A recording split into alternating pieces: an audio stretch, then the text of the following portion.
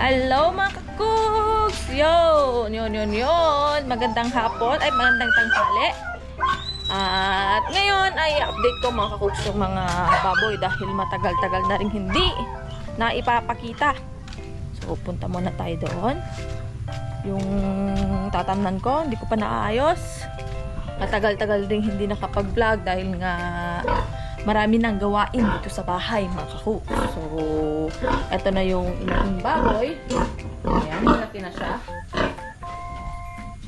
So heat day niya ngayon mga kakuks. Tapos eto na yung mga naiiwan na lang ng mga anak niya. Ano? Yan na sila. 1, 2, 3, 4, 5, 6, 7. Ay! So 7 na lang sila mga kakuks dahil nung naipanganak nga sila ay panahon ng taglamig. So December 8 ay panganak sila. Sunod-sunod na yan mga kakoks. December malamig, January malamig, February may malamig, ngayong March malamig pa rin mga kakoks. Kaya naunti-unti sila mga kakoks, nagkaroon sila ng ubo mga kakoks. So ilan yung natanggal? 4. Ay hindi, 3 yung bale.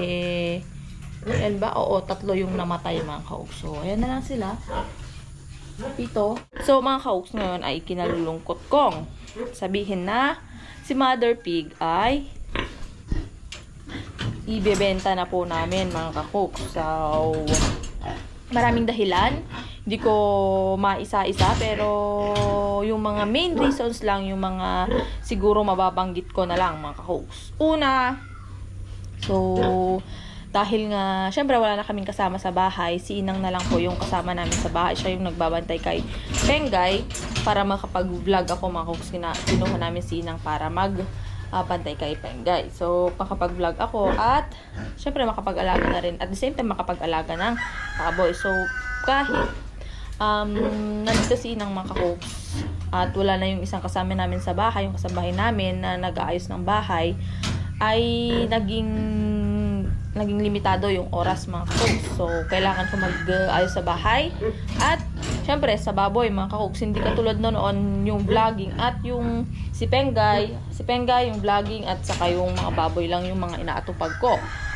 Kaso ngayon, lumawak yung kailangang ayusin mga kakoks. Syempre, bilang babae, kinakailangan mga kakoks maging flexible, multitasking tayo sa mga ganyang bagay eh.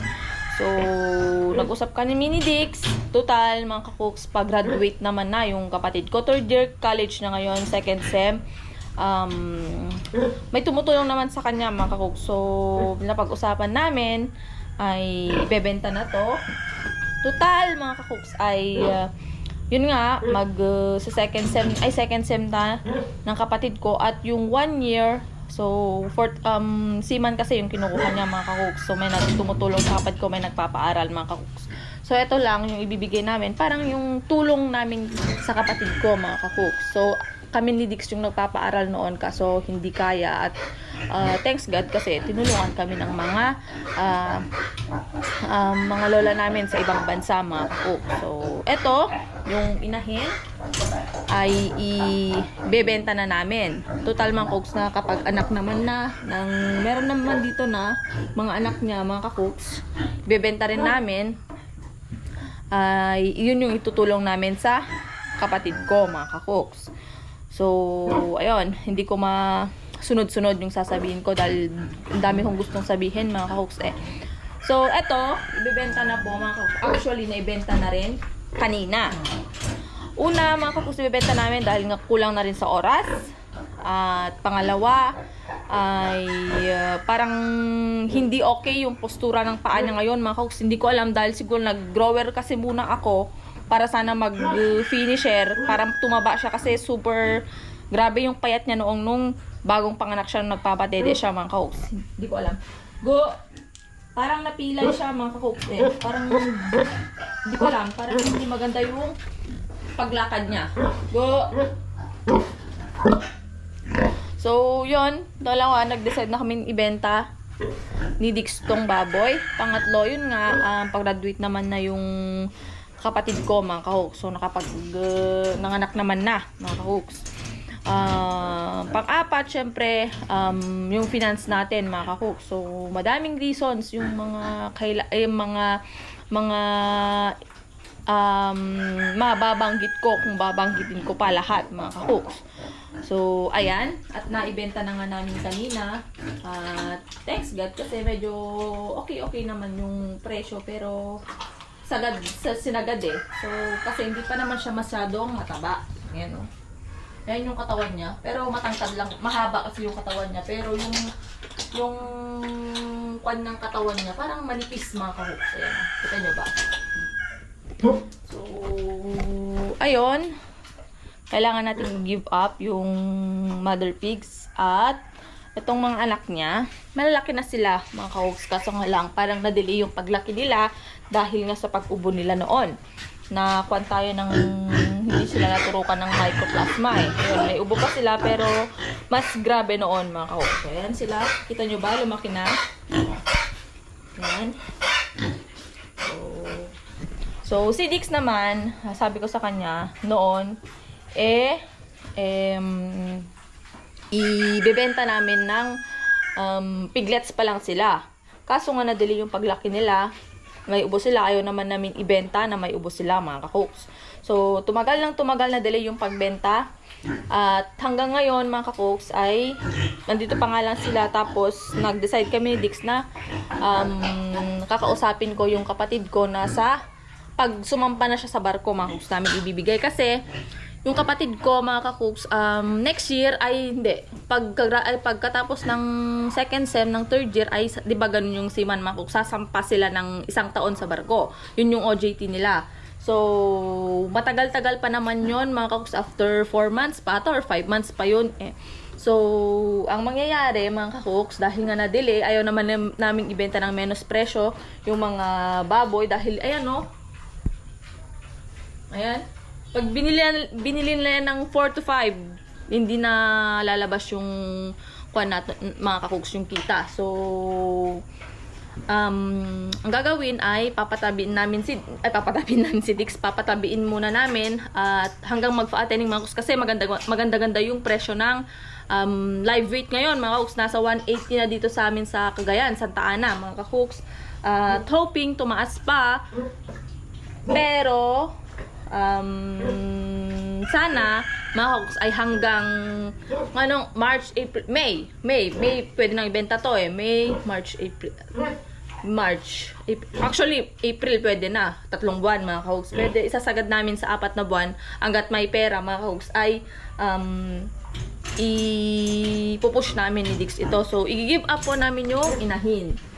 So, habang meron yan, mga kahooks, ay yan na muna yung aalagaan namin. At yun nga, kinalulungkot kong sabihin na pagkatapos siguro nito, mga kahooks, pagkatapos ibenta to, ay pag after 4 months ay yun, mag-stop na muna kaming magbaboy. Kasi ang daming rason ulit. Kailangan mag-focus muna sa mga kahooks. Kailangan kong tulungan si Dix sa bukid eh. Kasi alam niyo naman, mag-isa, si Kuyang Alod na lang yung kasama niya doon. At syempre, kailangan niya ng extra help. Kahit man lang maglinis-linis ako doon, malaking tulong na rin yun, mga kahooks. So, hoping maging okay yung income, mga kahooks, para nang sa ganun makakuha kami ng isa pang kasama sana. So, anyway, kahit ganun pa man, kailangan mag-give up. Syempre, mag-asawa kami, mga kahooks, dahil kailangan ay nag-give and take kami. So, thanks God kasi si Dix, sabi ko kasi kanina, nagbebenta, ay, yung bumili nito, ay tinalong daw nila kung binibenta namin yung mga biik namin. So, sabi ni Dix, hindi. So, sabi ko naman, bakit tinanong mo sana kung magkano bili nila? Sabi ko sa kanya, kung bibili nila ng 6K yung isa, di bigay na namin para hindi na sana kami gumastos, mga kahooks. So, sabi naman niya, wag na, alagaan mo na lang. Sabi niya ganyan sa akin. So, tingin ko, ayaw niyang biglain yung kalooban ko na, kaloob-looban ko, yung damdamin ko na, na wala na akong aalagaan, mga kahooks. So, alam niyo naman, dahil gustong-gusto kong mag-alaga ng mga ganito, ayan. Dami kong satsat, dami ko kasing gustong sabihin. Ang laki ni Salam, mga kahooks. Ayan, kita niyo ba? O, 7 na sila. Sana may 3 pa para 10 na lang. Alam nyo kasi mga kahoks, ulitin ko ulit, maganda kasi yung pagbababoy. Lalo na't sa amin, wala man naman kaming malaking sanang pinagkakagastusan, ay ayoko sana na naiipon lang sa bangko. Kung may pera sana kami, ayaw ko yung naiipon lang doon, yung nakikita ko kasi alam mo naman, syempre tao tayo mga kahoks, may mga gusto tayong bilhin. Pag nakita mo yon, may pera pala kami doon, bili ko nga ng ganito. Mga ganun bagay ba? Pero kasi, mas maganda, lalo na't may mga gulay kami, ilagay mo sa baboy, hindi mo na nakikita yan, yung parang kahit nahihirapan ka magpakain sa kanila, tapos puro, sige na, gulay-gulay yung kinakain mo, wala ka nang ibili ng ibang makain, kaya ayos lang yun mga kahoks, hindi yung darating ng panahon na wala kang ipon. Mahirap yung ganun eh. Walang nangyari sa pera, parang ganun ba. So anyway, babay kay Mothering Pig. So yun yung mga update ko ngayon sa mga baboy. At tinawag ko pala si Dix dahil alam nyo naman yung pera mga kahoks, parang ibon yan, lumilipad. Binayaran na kasi nila yung baboy mga kahoks. So inuha ko na, pero wala na yung kasama ko, iniwan, ayun pala. So bibili na namin mga kahoks ng pagkain ng mga baboy.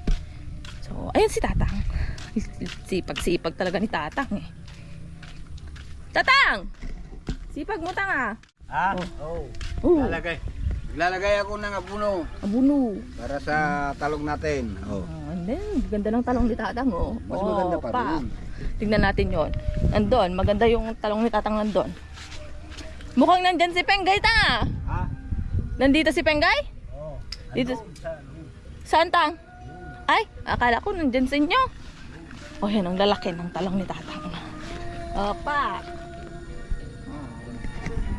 Sipag ni Tatang na, oh. Nakahanap siya ng pagtatamnan niya. Oh. San ka pa? Pati mga alugbati, ang lalaki ng dahon. Oh. Ayan. So, maulan ngayon dito at medyo malamig. Tara na. Ayan, si Dick, sinihintay niya ako. Niram ko tong camera niya dahil yung camera namin ay hindi na maganda-ganda ang lagay. Ayun, ayan, pauwi na kami mga kahoks. Kalimutan kong mag-vlog. Ayan, yung binili namin, bumili lang kami ng 5 sako mga kahoks. Tapos yun kay Penggay. O diba, lumipad na yung pera, dear? Oo. Sabi ko nga, may backpack yung pera. Tapos bumili kami ng mga vitamins ni Penggay. Ito, Celine at saka yung Nutrilite niya. Tapos bumili kami ng tinapay. Ayan. Ayan o. Tapos yung paborito na Dix na Tocino. Ito yung lagi niyang pag may pera mga kahoks, lagi siyang nagpapabili nito. Tignan nyo, kaganda ng balay. Kabila din. Malapit na. Ang gwapo. Ang gwapo ng view. Thank you. Yan o. Ganda o. Pauwi na tayo mga kahoks.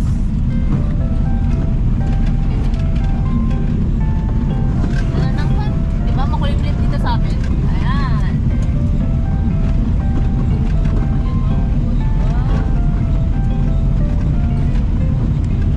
Dix, Spidey and Princess Cooks all the way from Barada Batu! Barada. Diba? Yun, nandito na kami sa bahay. Dear, hindi mo ibababa? Oh.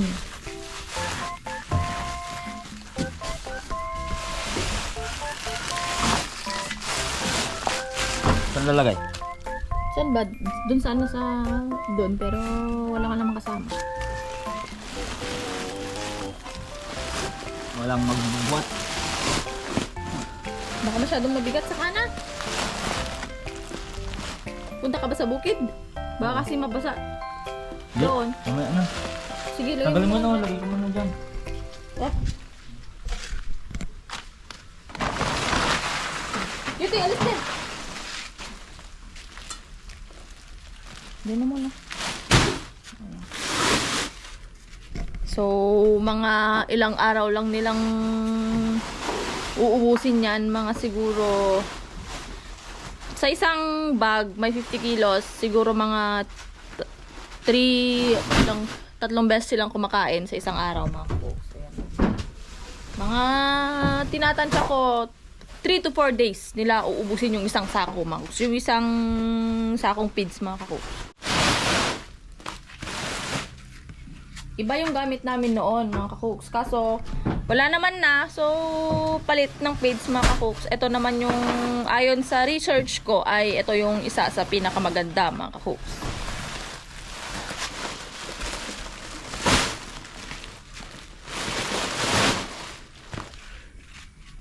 May isa pa. Last one.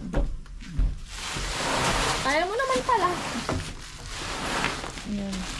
Patayo mo na yan. Ay, hindi na. Oo pala, patayo mo na. Masyado lang mataas, oh. Kamahirapan ka. Mabsil ba? Mabsilitis. Ha?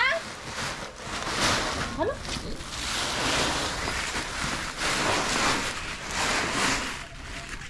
Nandyan na yung kukuha ng baboy, mga kakuks. Wow, ingay. Ingay.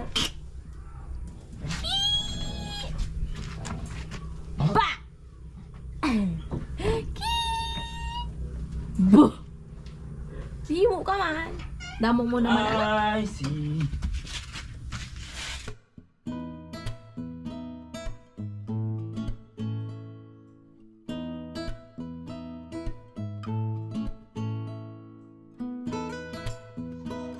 Wait lang na, anak. Oh, ito na, ito na. Oh. Ayan. Tingnan natin. Tingnan.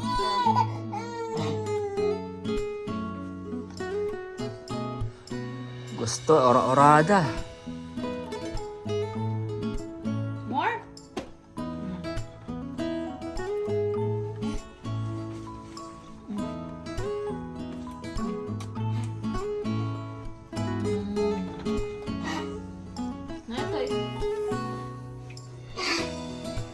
Broccoli. Parang First taste broccoli.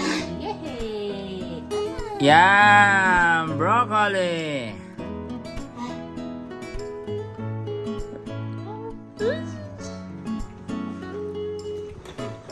Nangunguya. Hop! Ang dapay, anak.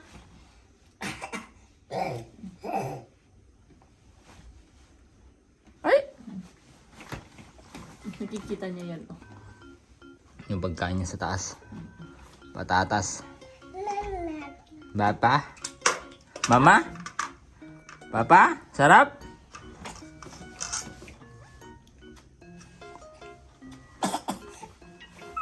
Wait lang, anak. Ah. Ora-ora. Ayun na, ayun na. Naguwala si mama. Oh, no!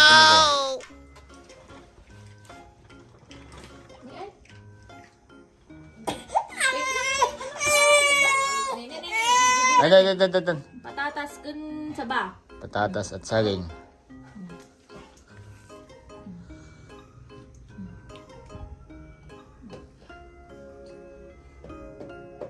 Mas.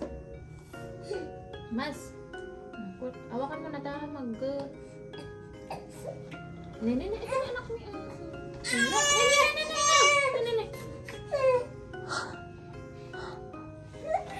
Nene, anak mo. Wait lang.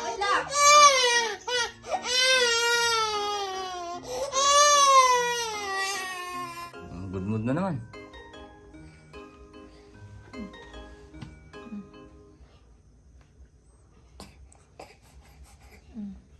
Ang kami na blender, so nga pakanta yun. Digid di sa kilaptan ang sa ikanan.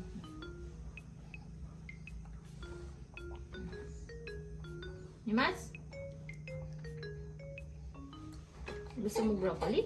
Mas anak? Sarap broccoli? Very good ah. Wow, sarap-sarap naman broccoli. Mm.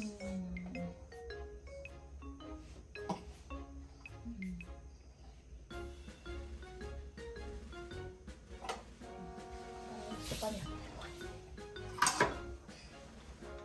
Wait lang. Walang iiyak. Babaon na pa anak ah.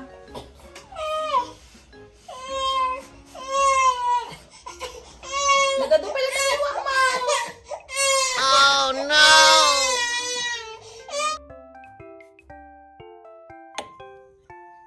Bye-bye. Bye-bye.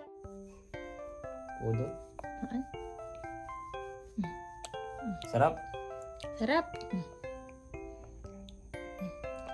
Mm. Sarap. Ya. Tengay. Tengay inang.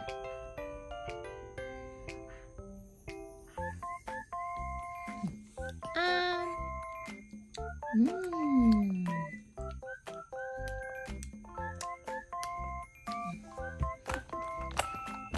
Sige, tirahin mo na si Cactus. Ayun, mga kakuks. Hello. So, ayan, nakuha na nila yung baboy. So, wala na. Nalinisan ko na rin yung kulungan niya. Wala na talaga. So, goodbye, Mother Pig. Tapos, nandito naman yung mga alaga nating pangpati ng mga kakuks. Yung panghuli. Haalagaan muna natin. Then, palaki naman na sila. Yan, oh. Kita niyo. Yan, 1 month, maliban sa 45 days mga kakoks ay 1 month nila nung 22, February 22. Tapos ito na sila ngayon. Ayan, di ba? Malaki naman na sila. So, sana mapakain namin hanggang 4 na buwan sila. Tumakbo. Sana maalagaan hanggang 4 na buwan. Tapos, o kaya hanggang 3 buwan. Sabi nga nung bumili ng kwan mga kakuks, ng inahing baboy namin ay pakainin daw namin ng pakainin para sila din daw kukuha. Pero, syempre, depende pa rin kung gaano kaganda yung takbo ng baboy. Bentahan ng baboy dito sa Cagayan mga kakuks. Dahil ngayon maganda-ganda dahil nasa 180 na yung live weight. Yan o. Tinanong pala nila kung pwede nang ay binebenta namin tong mga baboy. Sabi ni Dix hindi. Kasi ayaw niya palang ibenta dahil siguro aalagaan namin hanggang pag-iipunan ulit mga kakuks. Oh, diba? Laki na nila. Bye-bye mga pigi-pigi. 3 beses, tulad ng dati, 3 beses isang araw sila kumakain para mas mabilis lumaki mga kakuks. Tapos, syempre, para mas mabigat yung katawan nila. Maraming pinapakain para, syempre, yung katawan nila para mabigat yung pangangatawan nila. Mga kakuks, so, paano ba yan? Mainit-init na ngayon dito sa amin. Kahapon, yung isang araw ata nila kinuha yung inahing baboy. Kaya ulit na ituloy yung vlog. Dahil nga, syempre, maraming gawaing bahay. Mga kakuks, paano ba yan? Yun lang muna sa ngayon at sa uulitin mga kakuks. Bye! Yun, papakain na mga kakuks. Ayan, daddy ko nang binabad yung kainin nila. Mas maganda.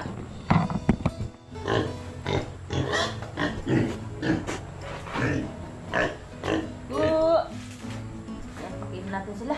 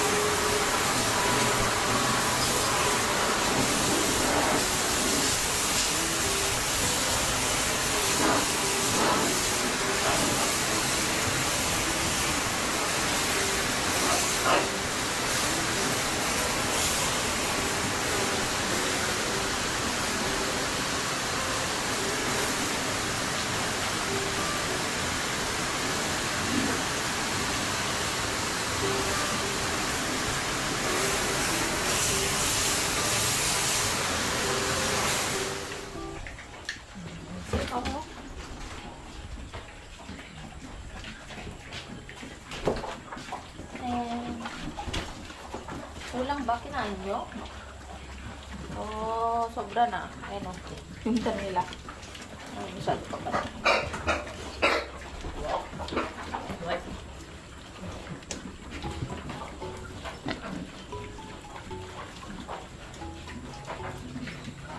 Bu. Laki ng tiyan o. Napurga na yung mga yan mga fruits. Bu.